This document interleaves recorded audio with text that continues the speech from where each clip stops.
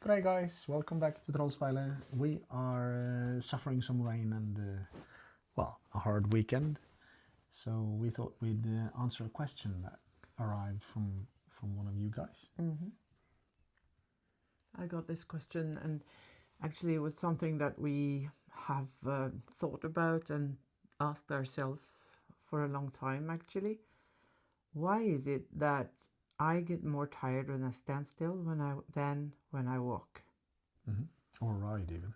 Oh, right, yeah. Right, that is easy, I think. Yeah. Because then I'm not...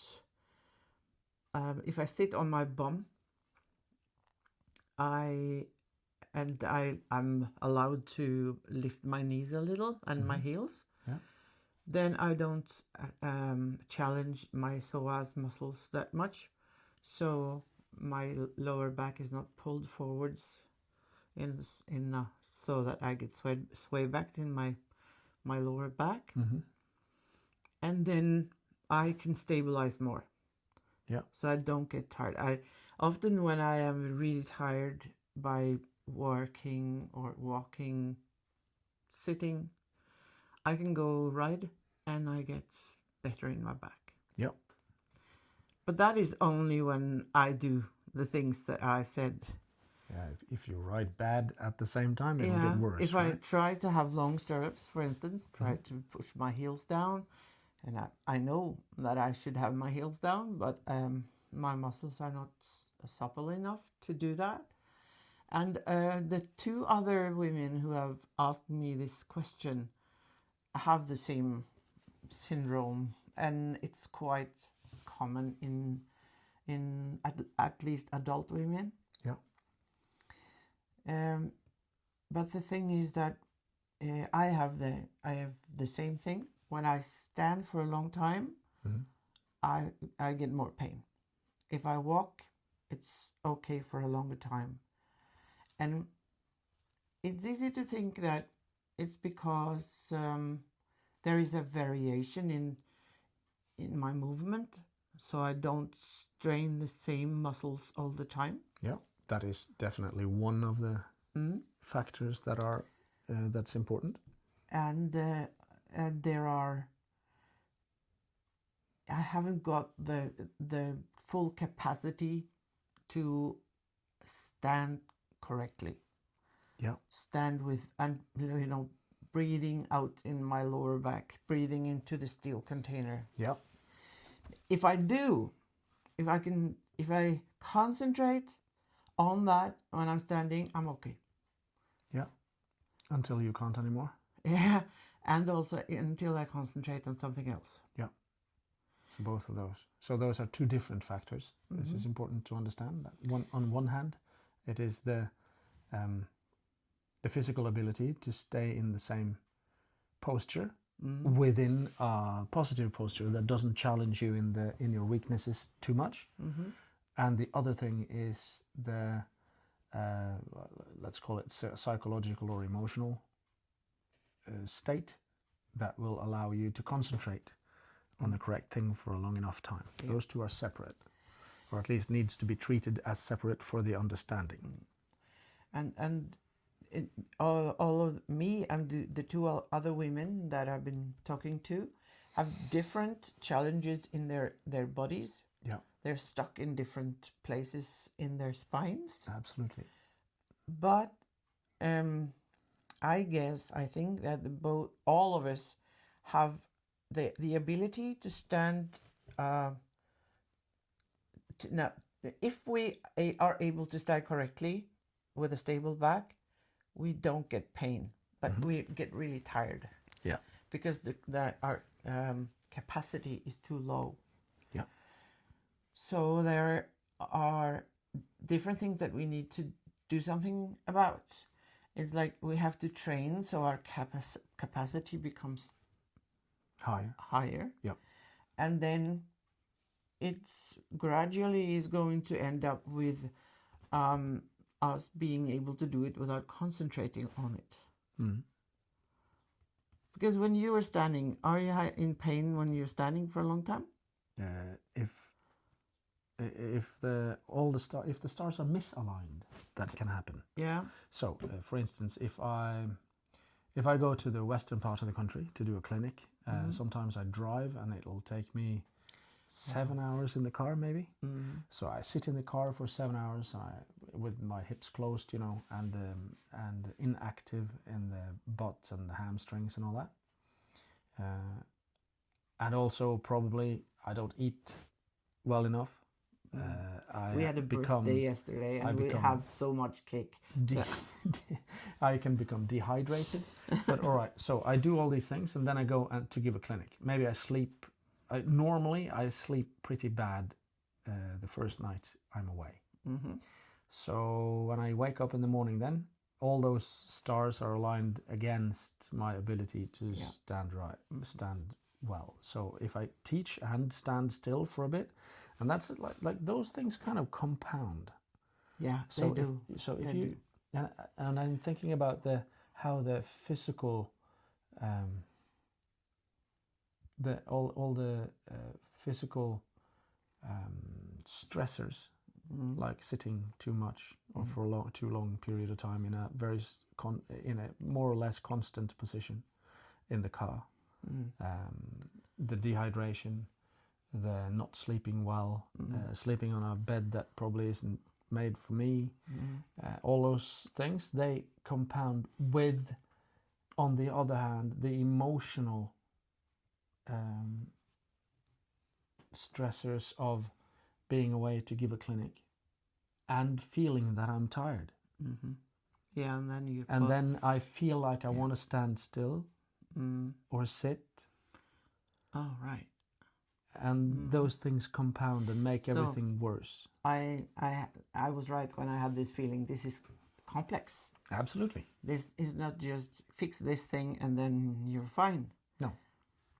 And I was, when I study you when you're standing, I could see your military education as well. Yep.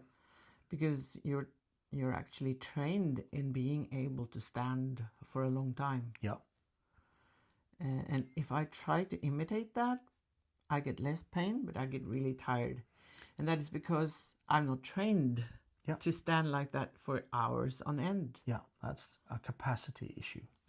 So you can see when I travel, for instance, that lowers capacity. Yeah. And it makes all my tissues, like, here's one of the most important things we have to think about. Standing still for a long time, or sitting still for a long time, or even lying still for a long time. I have friends from way back, actually. One of my buddies, Thomas, he used to say that he couldn't sleep for more than about 6 hours before his back hurt too much. All right. By sleeping? Come on, the one. I used to be like that. Yeah, but the one ability that I thought I had mastered. Yeah, lying still and resting. That's a strange planet. Right, but the thing is, when you lie down, sit down, stand up, or just stand still and stay in the same position, the circulation of your body is dramatically lowered. And circulation is a big issue for a lot of people. For you, for instance, especially with this arm. My hands. Is it possible to see it? No. It's difficult to see now. It's not that congested at the moment. No, that's true. It's better. It goes up and down. But also it goes up and down. No wonder it isn't as congested today. Why? Because I've eaten too much cake. No, it is not that congested today. No, I was joking. I don't know. Why? Because you've been out weeding. Yeah, but it usually gets worse when I've been doing stuff and it gets like inflamed. But there's a limit. Circulation. Yeah. So now it's been circulated and you have rested. Yeah, I have. It's still pretty early in the day and Hannah hasn't been able to work her ass all the way down to nothing yet.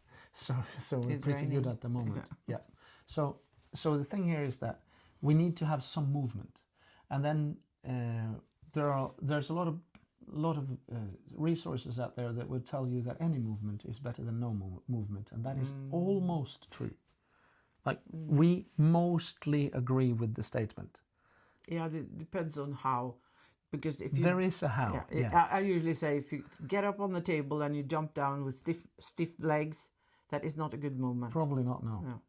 But you have to then find a way to move a little bit, or move with irregular intervals even, so that you can get rid of the congestion. Yeah. That is one thing you can do.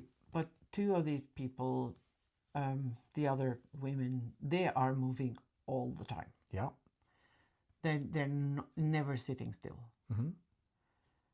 So, and they have problems with sitting still. So then they're asking, what can I do to not to trying to stand still, and then they're getting more pain. Yeah. But I think that that there is a capacity thing there, and when you're looking at the yogi, the people who are really good at doing yoga, the gurus, and then when they're sitting in the lotus position, Yeah. they look like they relax there. And when I try to sit in that position, it's painful. I get really tired, but I feel that I can understand that you can get balance there. And when I look at them, I can see that they relax. Yeah. In a balanced position there, because if you line up your body in that position, then everything is balancing without you needing to strain any muscles. And that is what I see when you are standing in a resting position, like the military one. It looks like everything is lined up so that you can relax quite well. Yep. So what I think that I have to do now, what I'm training at doing, is relaxing in my psoas and strengthening my bum muscles. Yeah. And working on stabilizing my pelvis so that it's not bent forwards in the upper end, but if it's raised in this position, the seat muscles need to pull here. Yeah. And the psoas needs to relax in order to relax the pelvis so that it is able to stand up in a balanced position, and then it's easier to relax, I think. Yeah. But so one of the issues is that strength, flexibility, and coordination need to be similarly educated, to put it in a way that might work, because young children normally will be able to stand, sit, or whatever in the position they need to until they won't do it anymore, just run away and do something else, right? Yeah. But as adults, we have learned to just stick with the troubles. Just if you're told to stand still for 2 hours, you'll stand for 2 hours no matter how much it hurts. Yes. And for some people, that's okay, because then they will develop the stamina to stick with that position. The spear that didn't break is a good analogy for that. So you pick the ones who didn't break. Yeah. And then you put them in a certain position. Yeah. Yeah. And that's the other ones, so you just discard them. Yes, lots and lots of training is based on, among others, obviously, but also this principle. So. And we are trying to help all you guys that are not picked out because you didn't break. You did break. Yeah, some, like, you've broken somehow, but you're still working on refilling it to become that, what's that Japanese technique called, where you repair porcelain with gold and that sort of stuff. I don't remember, but it's fascinating. Right, yeah. Yeah. So anyway, you have to replace the weakness with something that's stronger. So the problem for you, let me just use you as an example now, is that all the musculature on the front of the hip, so the quads and all that, way too short. Way too short, way too strong in relation to the ones on the backside. Yeah. And the muscles on the back, the bum, the hamstrings, way too weak. And that leaves the psoas complex in the center of attention for trying to keep you stabilized. So sometimes the body reacts in weird ways to that sort of stuff. So say with you, we know that your erectors, the erectors spinae, the spinal erectors, the lower back muscles, very, very strong and thick, and short. So they keep your back in the sway back position. The front of the femur and the top of those muscles also keeps your pelvis in that forward position. So those two, like the back muscles, keep your lower back like that, and then the muscles in front of the thigh, they keep tilting your pelvis the same way. Yeah, they're closing the hip joints. Yeah. And then a really, to me, fascinating thing happens. One of these two things will happen. Either you grow a big butt or you grow a very small butt. Yeah, that's true. One of those two things will happen. Yeah, I've seen that. The body often responds like that. So it's either it goes, this is no use, I'm not going to build anything here. Or it goes, oh shit, we got to build something here. Yeah. And I think it's too complex to try and understand the reason behind that. But what will be the truth is that no matter whether it's small or big, it doesn't do its job. No. It isn't effective. No, it is no efficiency and no efficacy. It doesn't do its job, and it is really slouchy at doing it. When you ask it to do its best, it's still no good at it. Yeah. And that goes for someone with a big butt and someone with a small butt. Yeah. And I have like Louis Simmons, the strength coach that I've been listening a lot to. He had a student who eventually set world records in the squat and the total in powerlifting, I believe. An exceptionally strong dude. And when he came in there and Louis watched him do his deadlifts, Louis said, "You got a weak ass." He talked like that. He did talk like that. So Louis said he had a weak butt, and this particular person, he used to play American football, and he was gigantic. And like in his own words, I had a big old butt, but he was not able to use it for the right. So Louis was right. This guy hated him and said, "No, I don't believe you." And then he, like half a year later, he's like, "I'm going to try to do what that old lunatic is saying." And then he tried for a few months, and then he's like, all my lifts are going up again. Yeah. And this is also very important for riders, because you can't sit straight on a horse if this is not working right. No, the two best riders I've ever seen both have a proper bouncy butt. And that's not, I don't normally notice that in men, but there it is. But, pun intended, I suppose.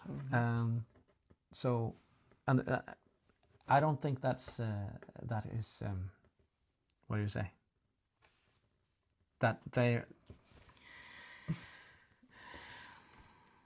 I haven't the pleasure of understanding I it. know that.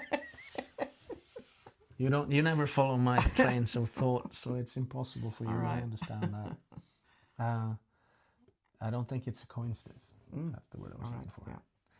Yeah. So, bouncy butts, really good at riding, but doesn't mean that if you have a bouncy butt, you're really good at riding.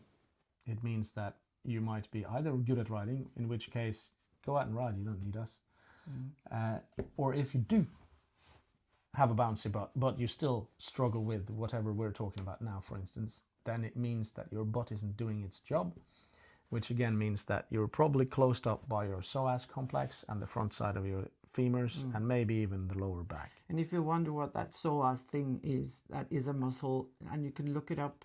It's spelled PSOAS. Yeah. Look that up. It's important. So that muscle tends towards taking over the job, or it is its job, to stabilize you through the spine, pelvis, and femurs. But not alone. But not alone. That is the... It tends to take the job very seriously. Yeah. And take over all the whole job. Yeah. And like close all the other muscles out because they are not able to do anything when the psoas has Very done. interesting thing about the psoas is, let me do this. This thing, I can consciously choose what I do with that muscle. That's not possible with the psoas. You can't turn it off or train your psoas inside on your purpose. belly, and it's like It won't respond to any intellectual way of approaching the... So if you say to somebody, problem. relax your psoas, they're not it's able like to do You it. can just as well... So you have to train shout the at other them all. muscles to start at the same time as the psoas. Yes, you do. And the way to do that isn't possible to explain in a video like this, but we can explain to you how. And what you have to do, you have to redefine the neural drive around your spine, in your butt, and in your hamstrings. You have to realign how your body stabilizes the spine. Yeah. You have to And do you that in have to two start with the different... hip joint. There are two, actually, yes, the hip joint, or even... We have this machine that we train on that's called a reverse hyper. We have shown it. We have shown it in videos. You can search it up if you... The if you don't know training what it video is. that you... not many people have seen it, but because I think that many riders think that the weight training is not for me. It is for you. It is for you. It is very important. You need it. Please, Yeah. please do it. It helps you in so many ways. Anyway, what you do is you lay down on some sort of a flat surface that's high Table? enough, a table, for instance, but a high table. So it's high enough that your legs can hang off it and not touch the ground. Right, so you can swing your legs like that. But the point isn't to swing your legs. The point is to learn how your spine does its thing. Yes. So you have to lie down. When you do and hang your legs off, you will feel that that your abs will be stuck on the table. And it's difficult to breathe in the beginning. Yes, because you're not used to stabilizing your spine with your abs. Unless you are already amazing at this, but nobody is. So Then you don't think that already way. know how to breathe into the steel container. Yeah, and Because you know, that is, that's part of it. So lay down on there, hang your legs off, and then try to find out if you can control your spine so that you can move every segment of the spine at the right interval. yeah, right. So when I hang off of that thing, I can choose whether I want my spine to kind of bend and open, or if I want to say we move to, I can show you here, if that's my hip joint, these are my legs, I can keep this part, the back, completely stabilized and swing like that. So my legs swing alone only through the... Only move through the hip. Yeah. Yeah. But I can also choose sort of the other way, so if you imagine that's my spine, I can use my spine to move the whole system, segment by segment. The point here is that you need to be able to control this. And one thing is to control it, like when you lie down and relax completely and then start moving, that's voluntary. That's very important. But there is another part that's really important, and that is reactionary movement. Yeah. So imagine you're sitting there on your horse, stabilizing your back, and then your horse just bounces to in some And direction. then I do this. Yeah, and then yes, your body goes psoas, full power on. I can't prevent it. No. It does it. Because you cannot control your psoas.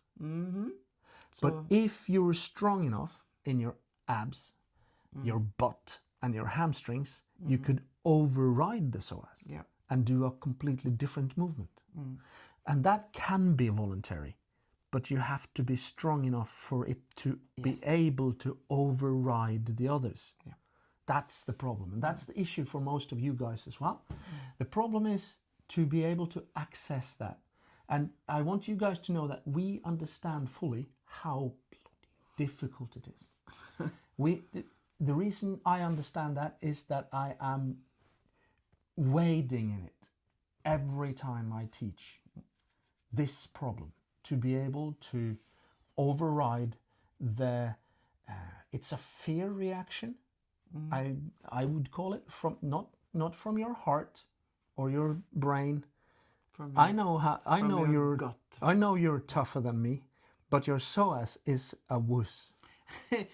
Yeah, and the psoas is not called the muscle of the soul for nothing. That is absolutely true. So it tells a story that's important to understand. So in short, you have to be able to completely get your pelvis upright and still have the ability to let your legs out and down to the side, all of that, while seated on the horse. And then you still have to have some extra movement available. Or you could be strong as a bull in the midsection, so that your spine pelvis connection is still intact even when it's moving. And that's what I do. So when I lie down on that reverse hyper, I know you will understand this, and I hope some of you guys out there will understand it too. And I put some weights On your legs. Yeah. So my legs are hanging down like that, right? And I want to swing my legs out. So there are weights placed under that table, and they're attached to like a pendulum. And I can hook my legs into that, so I have to lift weight up with my legs like this. So what I do is I swing up as powerfully as I can, and then I stop my legs, and this thing will go light for an instant. And then I'll have to stop it. And that's the reactive strength. Oh, yeah. So I can train the reactive strength as well. This is complex. And be careful. You have to do this step by step. You have to first be able to control the upswing, and then just relax and go back down. And then if you do and then wait for the weight to hit you, that's really tough. But that's a completely different thing to train. But you have to be able to do that if you want to be in control of your spine at all times. Yeah. So, all right, we have now covered how the psoas complex and the hips and your lower back and your abs need to interact in order to create movement and in order to react to input that comes into that system without your will being involved. So for instance, a horse moving, or if you're bouncing around in a car, or if you're, listen to this, if you're standing still. Because you're not standing still. That's just something we think we are. Yeah. Oh, my legs aren't moving, so I'm standing still. There's all sorts of swaying around and happening inside your body, right? But it's not the same type level of variation when you're standing still. Much less variation. That means there's more congestion. And it means that you wear out the little muscles that have to do the same thing all the time, much faster. But also, if the reaction is wrong, if every time there's a movement you go straight into more forward tilt of the pelvis, more sway back, more drop over the shoulders. Yeah, I was going to say that, the dropping of the shoulders, and also like curling up in your chest and neck to the front. Yeah, so we covered sort of up to here. So now you guys can see what we're going to talk about from now on. So everything from including a rib cage and up. Yep. That's also important. And there are many things here that are so interconnected that I think you can say it's completely interconnected. I think that's a good expression for it. So if you do this sort of thing, if you round your shoulders forward like that, that makes it so that the upper part of my spine wants to collapse. All right, but if I pull my shoulders back to here. Now it feels very weird to have my head forward like that, so I want to move my head And back. then you have to lift your... Now I have to lift my front. chest up properly. All right, so that means the back looks completely different now. And then you're recruiting more muscles to stabilize you as well. Yes. Because the lats, for instance, Yeah. the latissimus dorsi on your back, they can't do anything when you're slouching. No, they can, Yeah, but it's a they're different. struggling. Yep. So this is another very important idea, and it is that if the muscle is completely long, it's very weak. Yes. So if we put my arm out like that, can you hold under there with one hand and up there with another, and hold me and I'll try and I know. I think you can actually do that. Wow. Yeah, yeah. You can at least you I can can- resist pretty good. I can imagine that. Can you try now? No. So the difference is that now the muscle is in a position like mid range. That's where it's stronger. Yeah. So this is absolutely the longest my latissimus can be, forward stretched like that. And if there are two different movements here. So one is to retract my shoulder blade and pull it down a little bit. And then it is to move the arm back. Both of those things shorten that. And all of these things are things that you need to do when you're getting into a correct position on the horse. Yes. Because then your upper body becomes more stable. Yeah. So here's the thing for me. My upper back isn't as strong as my chest and shoulders. This has always been a problem for me. My brother will slap me on my finger for saying this because he said, "You're not allowed to talk about that until you have done something about it." So I started to do something about it. His brother is a physiotherapist. Yeah. And I was whining. I deserved it. He's my baby brother, by the way. Baby brother. I'm going to say that twice just to make him feel smaller. No.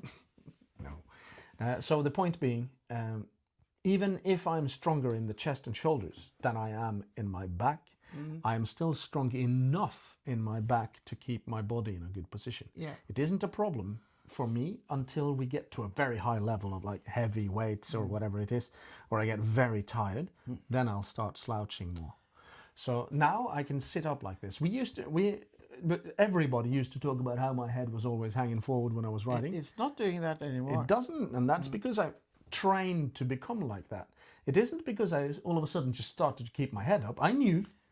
I knew for years and years, but I couldn't do it. It didn't happen. You were so stuck here. So short in the front of the neck as well, like deep inside these areas.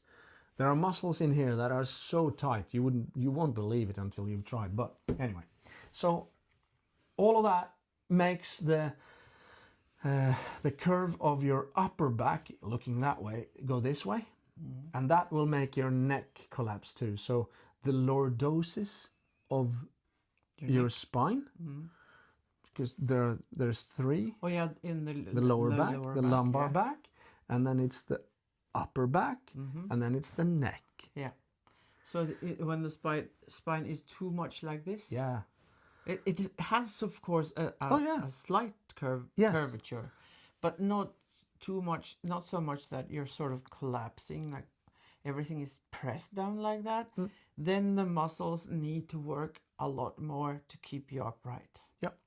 So there are people who are a little bit too straight. My mum was one, and she could probably have benefited from having more movement in her spine, I suppose. It's difficult to tell, but then that means probably that there's one segment or two segments in the spine that do too much work, and the rest of it does none.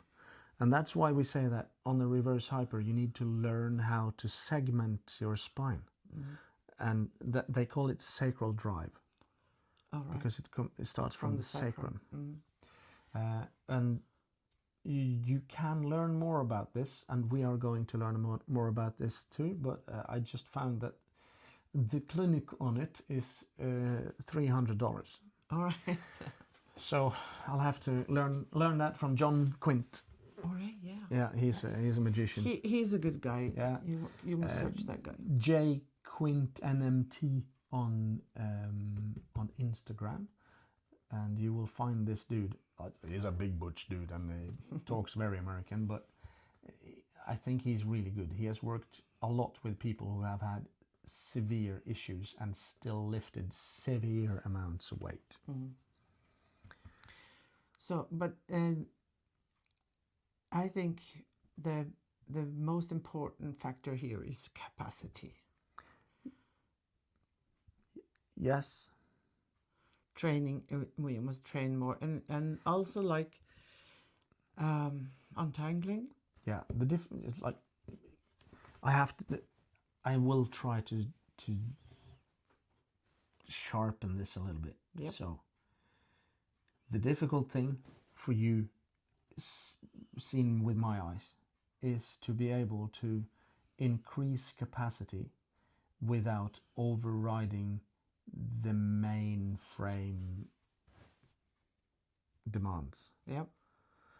So you can't increase capacity if the fuses blow all the time. Yeah. So yeah.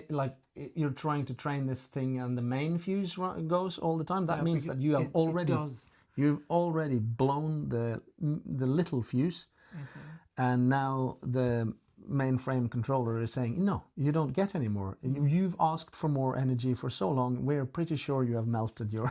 Yeah, but I can't. I can't train my capacity just by doing the things that I get tired of.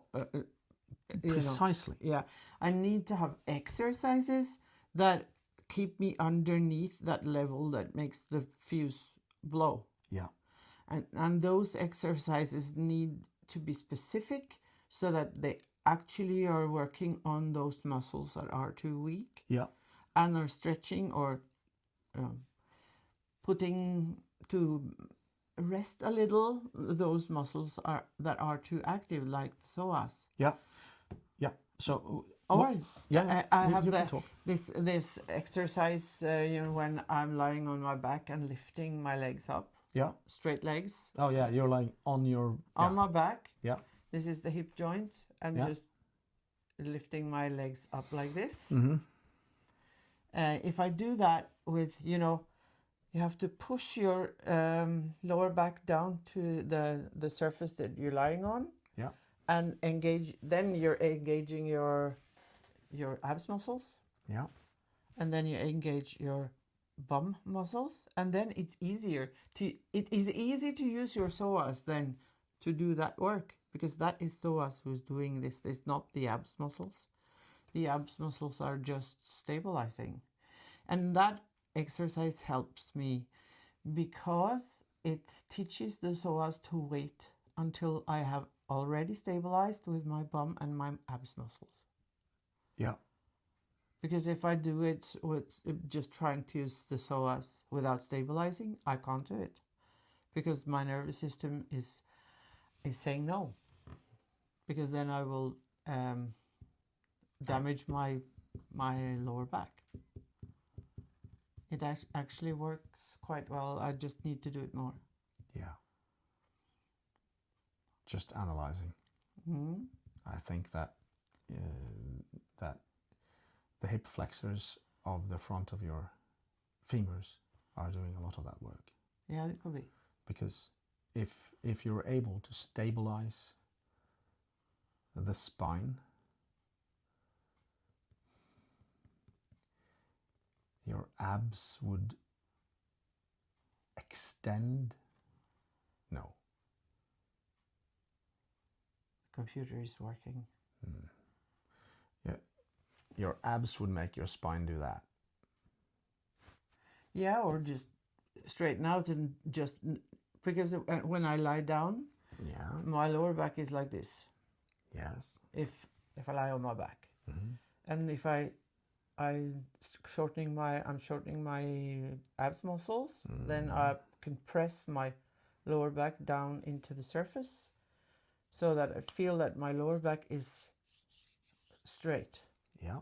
And then I can lift my legs quite easily. If I'm not, I can't lift them. And that is because the nervous system is having these interlock systems that you're not allowed to make movements that could hurt your spine. Kelly Starrett has got some very nice videos on exactly that. Yeah. We should make a video on just showing some exercises We will. for just this. We will. But this is important for you guys to understand as background information so that you can understand how to start approaching your issues with keeping your back safe and sound, even in a difficult environment where you have to stand still too much. And usually we have issues, as we're talking about here and in the neck as well. Yeah. And it's much easier to get your pelvis and your hip joints in the right position when you're not so stiff here. Yeah, and I have to add one little thing. For me, getting these muscles in this area loose enabled me to get my shoulder in a position where my back started growing by itself. Yeah. I didn't have to do anything else. The muscle just started filling in. Yeah. Now, I do train all the time, but I haven't changed my training all that much. What I've changed is how I do all the movements. So you could say that even if I haven't changed the training, it's the same lifts, it's the same amount of training, but I have still changed the load. And so the load now doesn't go into that muscle that makes it hurt. It goes into that muscle that makes everything better. And the only change I did was to get this thing loose. So if you can get your hips loose so that your pelvis can stand upright, then your butt will start doing the right thing. I've been sore in my butt muscles for many years now, and it takes a while to build them when you're delayed. Yeah, when they're this thin, and they are supposed to be like this, it takes time. But they're much bigger now. It